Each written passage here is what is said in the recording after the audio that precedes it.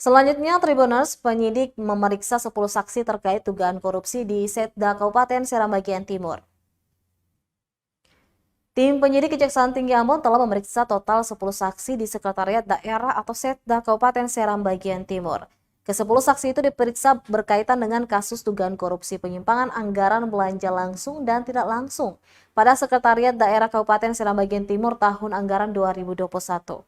Demikian disampaikan Kasih Penkum dan Humas Kejati Maluku Wahyudi Kareba melalui pesan WhatsApp Sabtu 24 Juni 2023.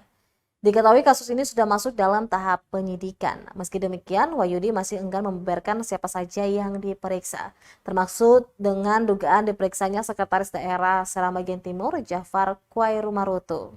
Mengingat di tahun 2001 Jafar menjabat sebagai PLT Sekda Kabupaten Seram bagian Timur. Sebelumnya kasus ini mulai diselidiki tim penyidik usai ditemukannya sejumlah indikasi perbuatan melanggar hukum dan pada tahun anggaran 2001 Badan Pemeriksa Keuangan Republik Indonesia Perwakilan Maluku menemukan senilai 3 miliar anggaran tak jelas pada Sekretariat Seram bagian Timur. Aduh.